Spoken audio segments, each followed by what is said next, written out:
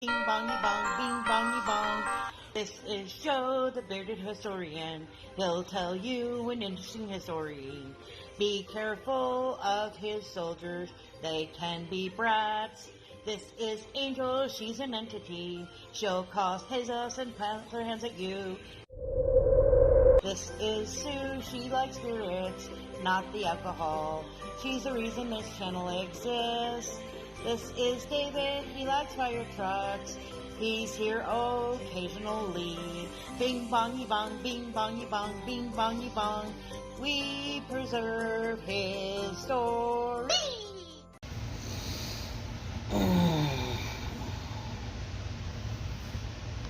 Alrighty. The shout out. Today's race. The kitties.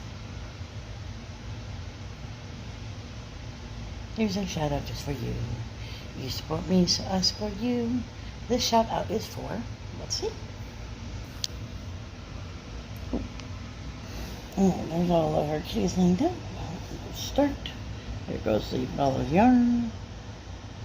And I see Kathy. There's Tessa. And Pete and Contact. M.A. Machinist. Sazzy. And one Queen, Pete. Tessa's kind of in a lead at the moment. Oh, Pete's catching up. Pete is a blue kitty today. Machinist, Zazzy, Latoya, Tanya, excuse me. I always mispronounce her name. I'm so sorry. There's Yoga. Adua is sort of in the lead. Getting close, guys. Others back there. Space. Catching up. I don't think it's going to be in time, though. Here comes Stony and Hippie. Exploits. Oh, we got a Runflies. Oh, is it going to be Spirits? It's going to be Spirits. It is Spirits. Okay, hold on. Okay. Spirit in the Sky Blue. No information on the information page. It is sort of a random because we've got music here. We've got weather and shout outs here. Powwow, which are interesting, and we do have some buzz there. We've got food and doggos here. So, check them out. Like, share, comment. Have a good day. Alright, Mr. Bud. You done tell us something interesting?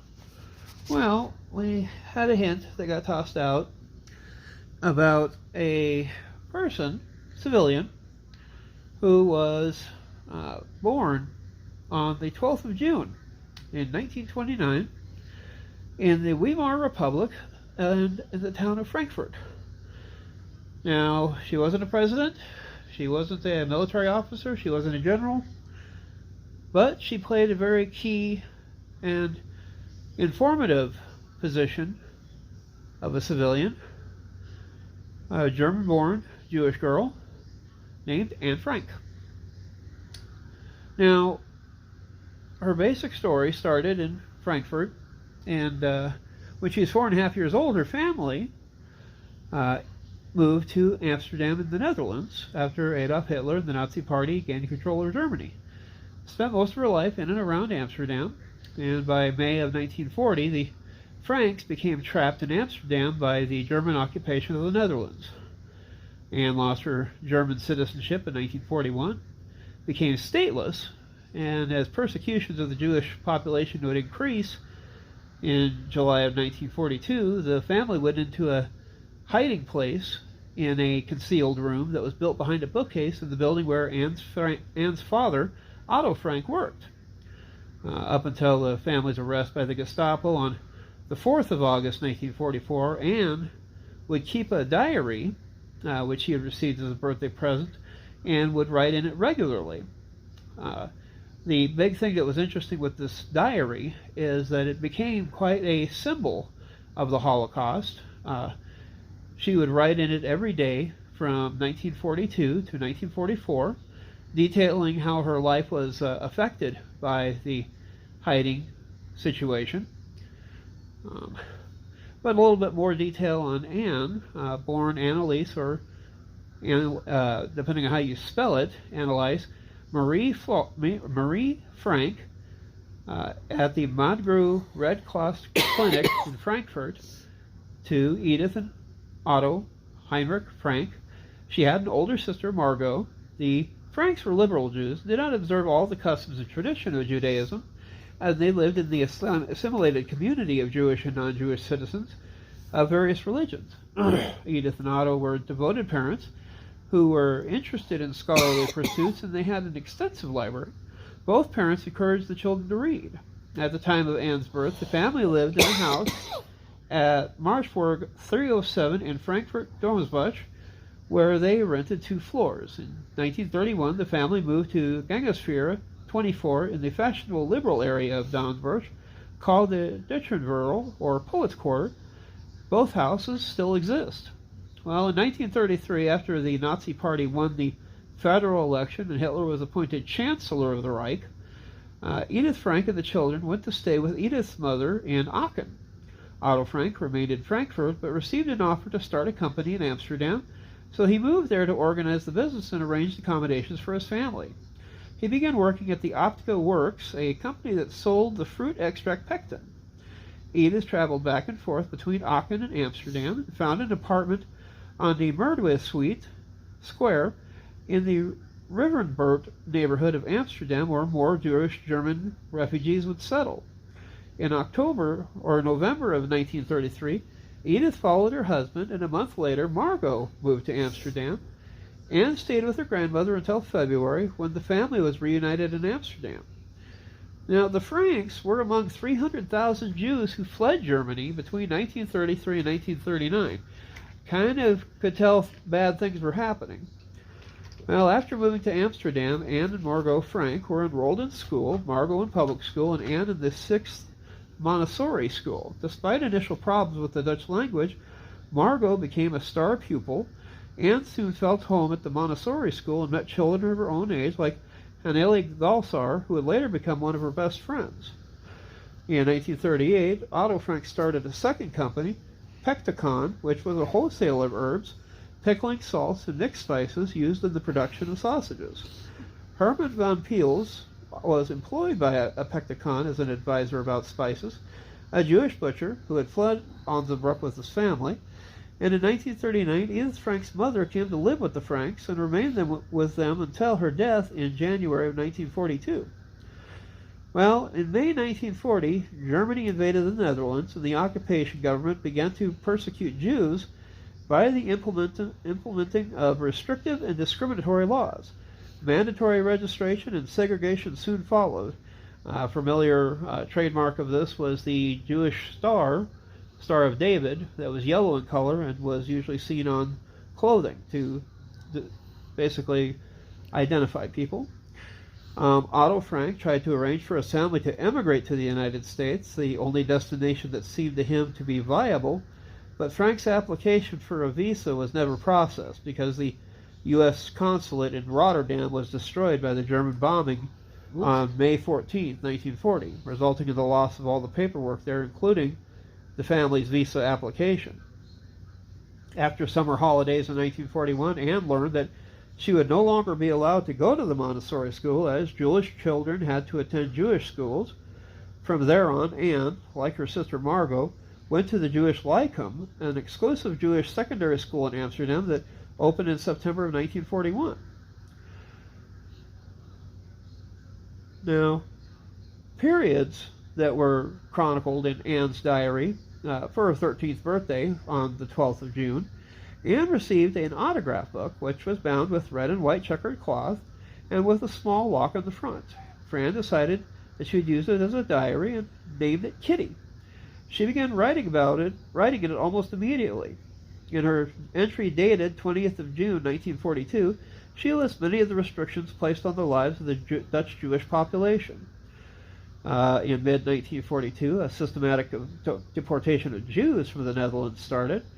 Otto and Edith Frank planned to go into hiding with the children on the 16th of July, but when Margot received a call-up notice from the Zentrale für Jüdisch Aanspraak, the Central Office for Jewish Immigration, on the 5th of June, Ordering her to report for a relocation to a work camp, they were forced to move the plan 10 days forward. Shortly before going into hiding, Anne gave her friend and next-door neighbor, Tushy Coopers, a book set, a tea set, and a tin of marbles. On the 6th of June, the Frank family left a note for the Coopers asking them to take care of their cat Morty, and as the Associated Press reports, "I'm worried about my marbles because I'm scared they might fall into the wrong hands," Cooper said. Anne told her. "Could you keep them for me for a little while?" Now, on the morning of the 6th of July, the Frank family moved into their hiding place, a 3-story space, entered from a landing above the Obotka offices in the Princecroft, where some of the Otto Frank's most trusted employees would be their helpers. The hiding place became known as the Austerhaus, translated into Secret Annex in English. The apartment was left in a state of disarray to create the impression that they had left suddenly, and Otto had left a note that hinted that they were going to Switzerland. The need for secrecy forced them to leave behind Anne's cat Morgie, as Jews were not allowed to use public transport. Otto, Edith, and Anne walked several kilometers from their home. Margot cycled to the Princecroft with Miep Gies, later a character in a series that was just recently released. And then, go back up here. Scrolly scroll. Scrolly scroll. All of a sudden the page decided to flip sideways. Back here. There's a minor issue here, folks, while we're looking up our information. Wow, that really flipped a long ways down. There we go. As the Jews were not allowed to use public transport, the door to the Austerhaus was later covered by a bookcase to ensure it remained undiscovered. Now, Victor Kluger, Johannes Kleiman, Mop Gies, and Bip Voskel were the only employees who knew of the people in hiding. Along with Gies' husband, John Gies, and Voskel's father, Jonas Hendrik Voskel, they were the helpers for the duration of the confinement. The only connection between the outside world and the occupants of the house, they kept the occupants informed of war news and political developments. They catered to all the needs, ensured their safety, and supplied them with food, a task which grew more difficult with the passage of time. Frank wrote of their dedication and their efforts to boost morale within the household during the most dangerous of times. All were aware that, if caught, they could face the death penalty for sheltering Jews. Talk about putting your life into somebody else's hands. Literally. Now, on the 13th of July, 1942, the Franks were joined by the Van Peels family, made up of Herman, Auguste, and 60-year-old Peter, and then in November by Franz Pfeiffer, a dentist and friend of the family. Frank wrote of her pleasure at having new people to talk to, but tensions quickly developed within the group, forced to live in such confined conditions. After sharing her room with Pfeiffer, she found him to be insufferable and resented the intrusion, and clashed with Auguste van Peels, whom she had regarded as foolish. She regarded Herman von Peels and Fritz Pfeiffer as selfish, particularly in regard to the amount of food they consumed. Some time later, after the first dismissing the shy and awkward Peter van Peels, she recognized the kinship with him, and the two entered a romance. She received her first kiss from him, but her infatuation with him began to wane. She questioned whether her feelings for him were genuine or resulted from their shared confinement. Anne Frank formed a close bond with each of the helpers, and Otto Frank later recalled that she had anticipated their daily visits with impatient enthusiasm. He observed that Anne's closest friendship was with Beep Voskel, the young typist, and the two of them often stood whispering in the corner.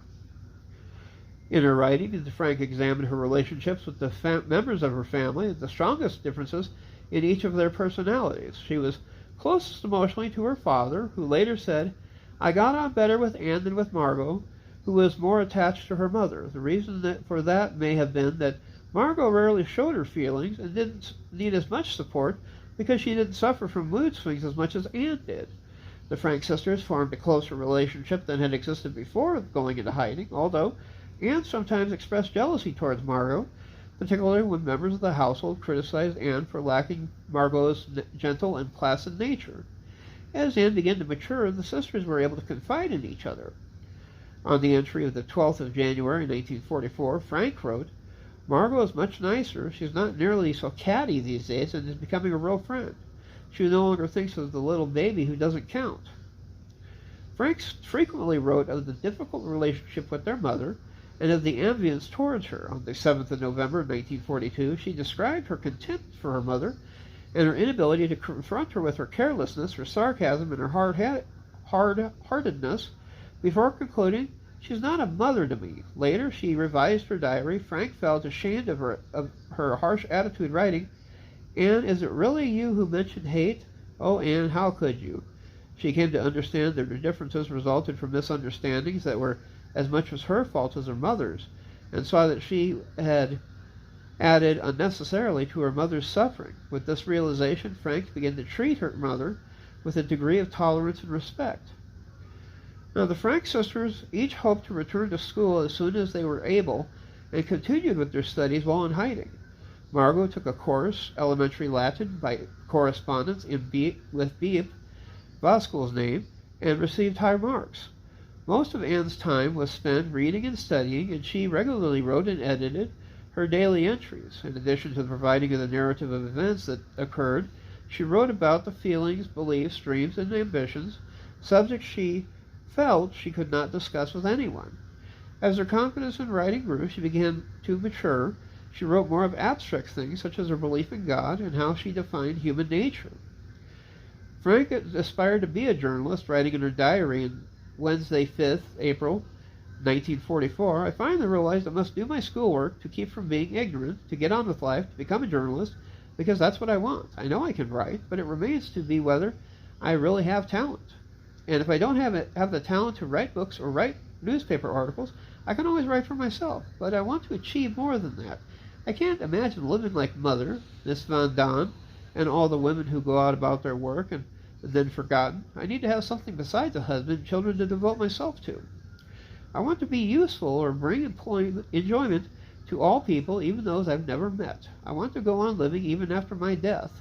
And that is why I'm so grateful to God for having given me this gift, which I could use to develop myself and to express all that's inside me.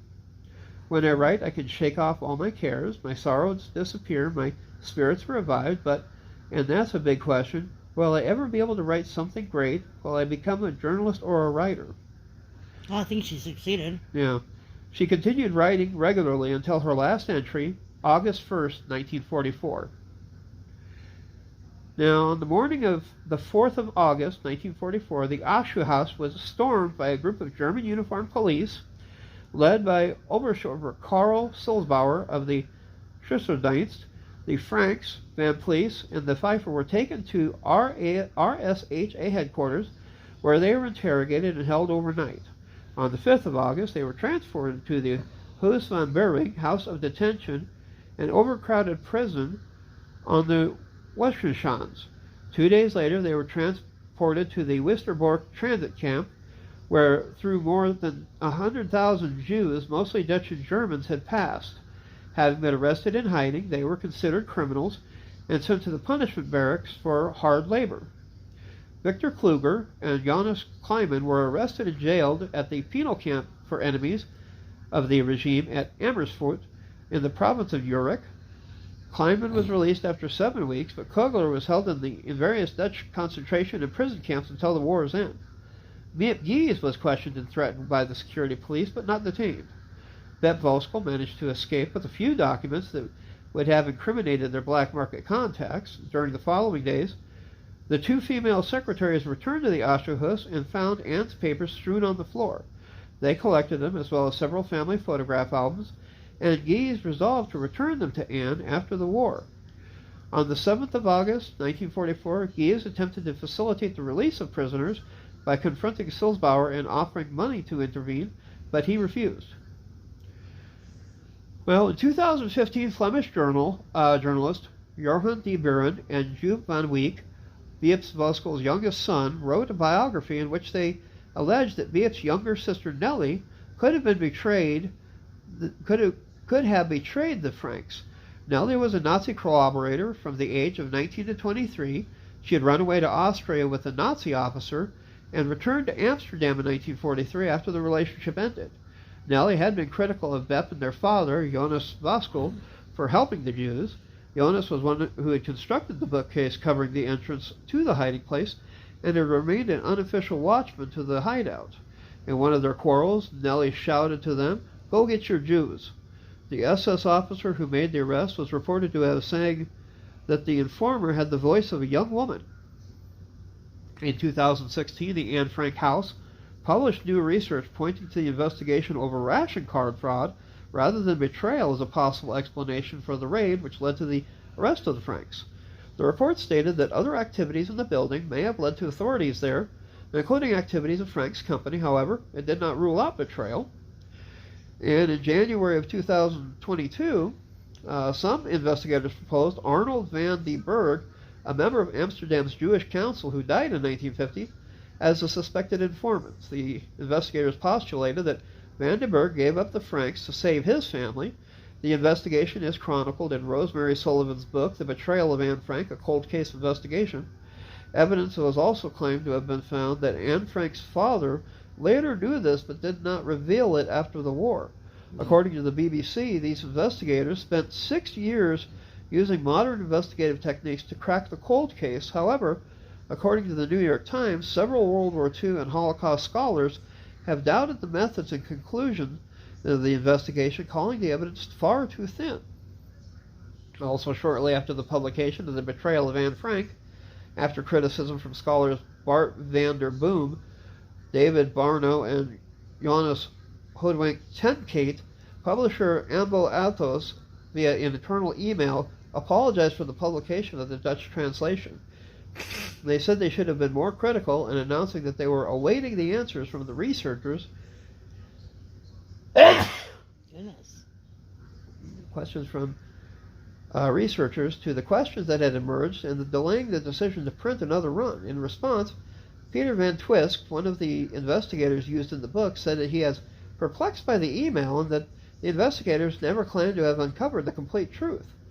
In March of the same year, a group of World War II experts and historians published their analysis of the argumentation and use of historical sources in the Betrayal of Anne Frank, contending the central claim that the Amsterdam Jewish Council even had a list of Jewish hiding places that van den Berg could draw on, concluding that the accusation that van den Berg was based on weak assumptions and lacked historical knowledge.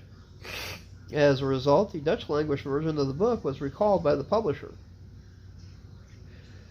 In August of 2022, a Dutch researcher, Natasha Gerson, published an 80-page report on an annotation check, which argued that the theory of the book was not only flawed, but the product source fraud. In Rosemary Sullivan's book, Otto Frank's Agenda, a letter Otto received from helper Jonas Kleinman, and several statements were proven to be distorted to suit the outcome. Several negative claims about notary van den Berg and Anton Schreppers, a Nazi adversary, who was diagnosed twice as insane and who had taken over van den Berg's practice as their only source. They included the claim of Nazi contacts and the commission of 200,000 guilders paid on the sale of Goldstert's art business. While the book said van den Berg enjoyed the protection of two high-up Nazis, the CCT and Sullivan omitted statements that named Nazis had not previously known van den Berg. The German edition, previously postponed, was soon after discontinued. Now, in September of 1944, the group was deported on what would be the last transportation camp from Westerbork to the Auschwitz concentration camp and arrived after a 3-day journey. On the same train was Bloem Evers Emden, an Amsterdam native who had befriended Margot and Anne at the Jewish Lyceum in 1941. Bloem saw Anne, Margot, and their mother regularly at Auschwitz and was interviewed for remembrances at the end of the Frank woman in Auschwitz in the television documentary The Last 7 Months of Anne Frank in 1988.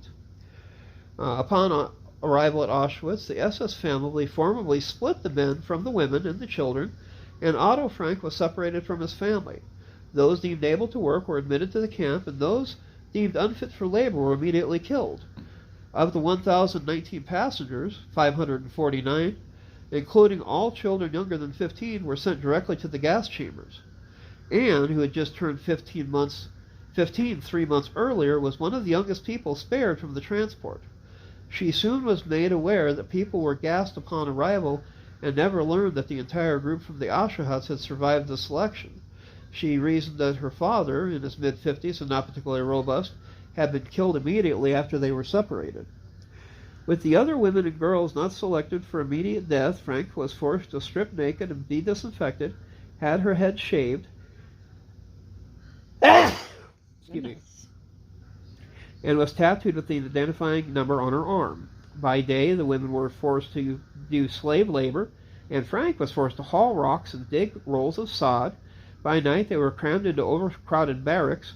Some witnesses later testified Frank became withdrawn and tearful when she saw children being led to the gas chambers. Others reported, who wouldn't? No kidding.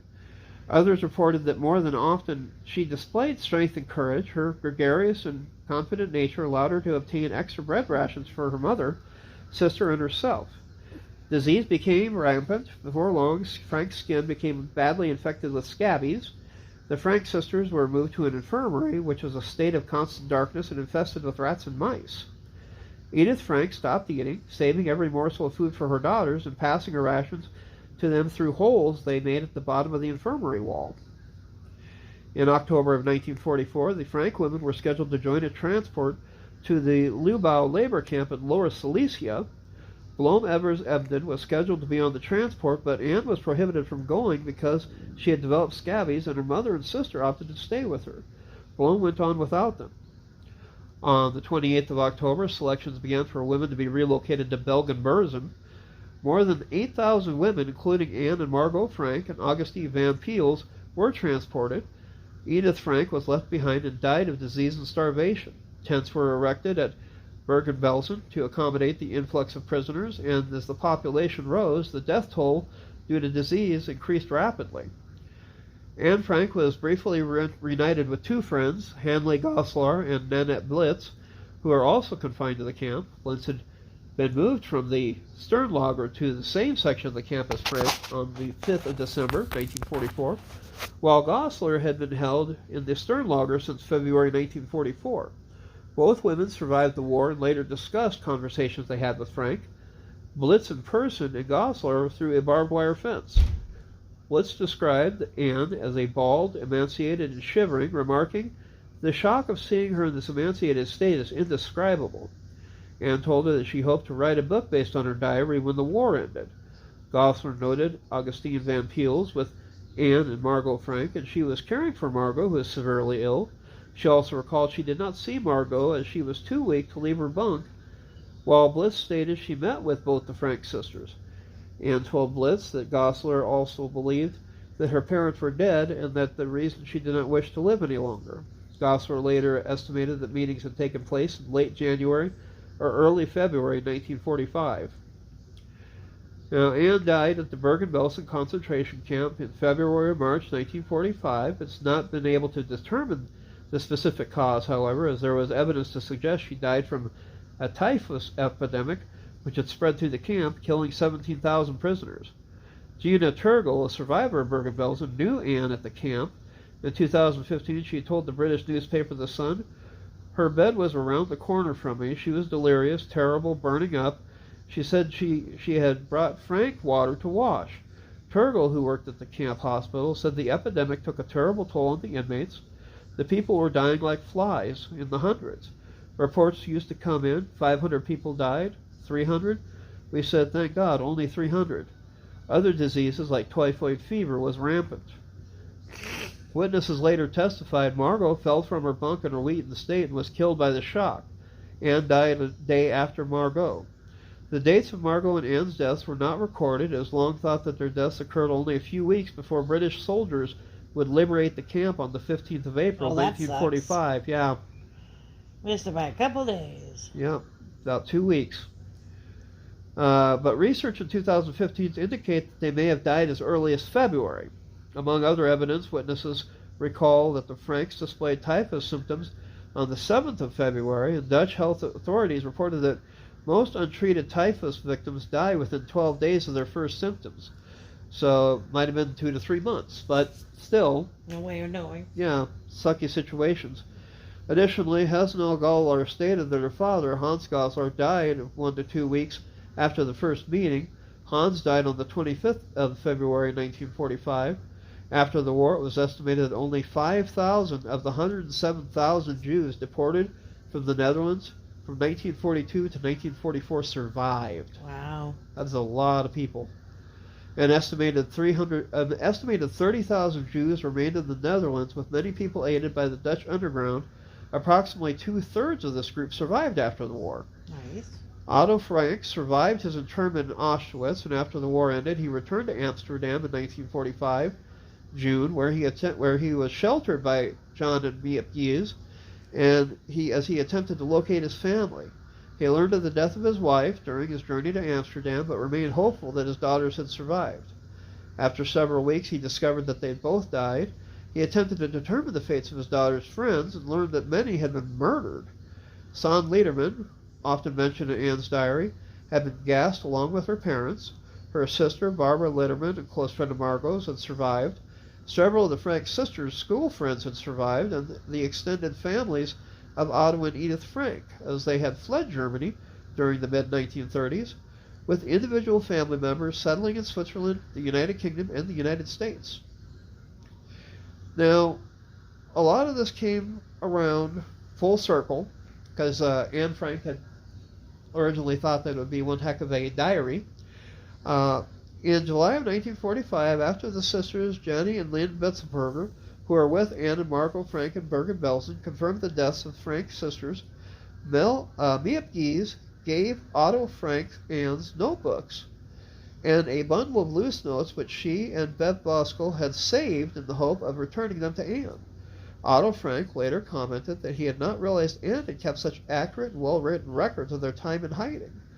In his memoir, he describes the painful process of reading the diary, recognizing the events described, and recalling he had already heard some of the more amusing episodes read aloud by his daughter. He saw for the first time more of the private side of his daughter in those sections of the diary that she had not discussed with anyone, noting, "For me it was a revelation. I had no idea the depth of the thoughts and feelings. She had kept all of these things to herself." Moved by a repeating wish to be an author, he began to consider having it published. Frank's diary began as a private expression of her thoughts. She wrote several times that she would never allow anyone to read it. She candidly described her life, her family and companions, and their situation, while beginning to recognize her ambition to write fiction for publication. In March 1944, she heard a radio broadcast by Barrett Volksen, a member of the Dutch government in exile based in London, who said that when the war ended, he would create a public record of Dutch people's oppression under the German occupation.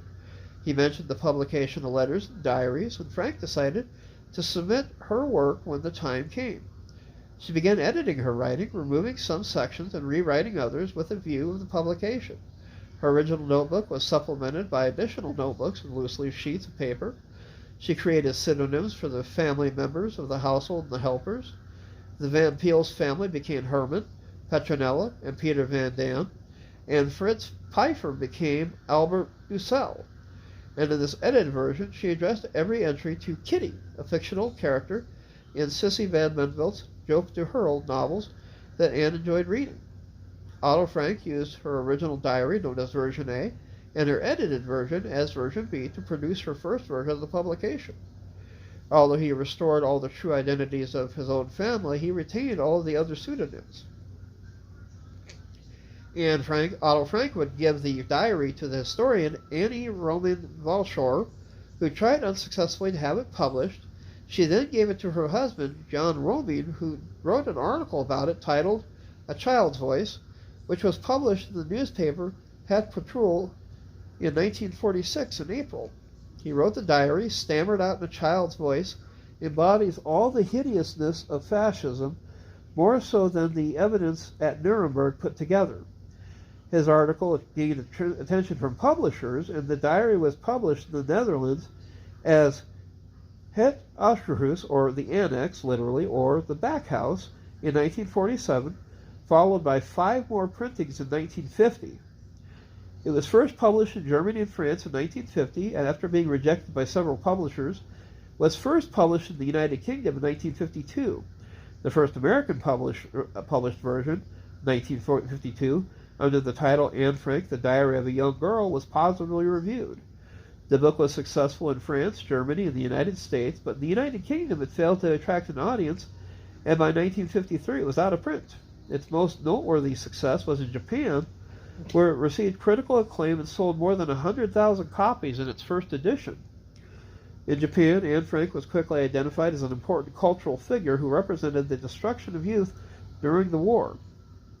Later, a play would be made by Francis Goodrich and Albert Hackett based upon the diary in New York City in October of 1955. Later won a Pulitzer Prize for drama. It was followed by the film The Diary of Anne Frank, which was a critical and commercial success. Biographer Melissa Mueller later wrote that the dramatization had contributed greatly to the romanticizing, sentimentalizing, and universalizing of Anne's story. Over the years, popularity of the diary grew, and in many schools, particularly in the United States, it was included as part of the curriculum, introducing Anne Frank to new generations of readers. Now, the diary has been praised for its literary merits. Commenting on Anne Frank's writing style, the dramatist Meyer Levin commended Frank for sustaining the tension of a well-constructed novel, and was so impressed by the quality of her work that he collaborated with Otto Frank on a dramatization of the diary shortly after its publication. Levin became obsessed with Anne Frank, which he wrote about in his autobiography, The Obsession. The poet John Berryman called the book a unique depiction, not merely of adolescence, but the conversion of a child into a person as it is happening in a precise, confident, economical style, stunning in its honesty. In an introduction to the diary's first American edition, Eleanor Roosevelt described it as one of the wisest and most moving commentaries on war and its impact on human beings I had ever read. John F. Kennedy discussed Anne Frank in a 1961 speech and said, "Of all the multitudes who throughout history have spoken for human dignity in times of great suffering and loss, no voice is more compelling than that of Anne Frank." In the same year, Soviet writer Ilit Erberg wrote of her, "One voice speaks for 6 million, the voice not of a sage or a poet, but of an ordinary little girl." And as Anne Frank's stature of both a writer and humanist has grown, she has been discussed specifically as a symbol for the Holocaust, and more broadly as a representation of persecution. Hillary Clinton, in her acceptance speech for the Ale Wessel Humanitarian Award in 1944, read from Anne Frank's diary and spoke of her as awakening us to the folly of indifference and the terrible toll it takes on our young, which Clinton related to the contemporary views in Sarajevo, Somalia, and Rwanda. After receiving the Humanitarian Award from the Anne Frank Foundation in 1944, Nelson Mandela addressed a crowd in Johannesburg, saying he had read Anne Frank's diary while in prison and derived much encouragement from it. He likened her struggle against Nazism to the struggle against apartheid, drawing a parallel between two philosophies. Because these beliefs are patently false, and because they were, and always will be, challenged by the likes of Anne Frank, they are bound to fail. But basically you have, a girl who is caught in a horrible situation with her family. They tried to make the best of it as they could for several years. Imagine hiding in a 3-story, you almost want to call it in a small arena with, I think in all they had 7 people hiding in there, crammed together, waiting for the next run of food to come through, and hoping, by 1944, D-Day had happened. They were invading the country. And you almost had to think that these guys were, hanging on to the hope that soon, liberation might be coming. And they just missed out on, So the British close. liberating it. But this has been Joe, the Bearded One. I thank you folks for the hint on Anne Frank, and you folks have a good day. We'll talk to you later. Oops.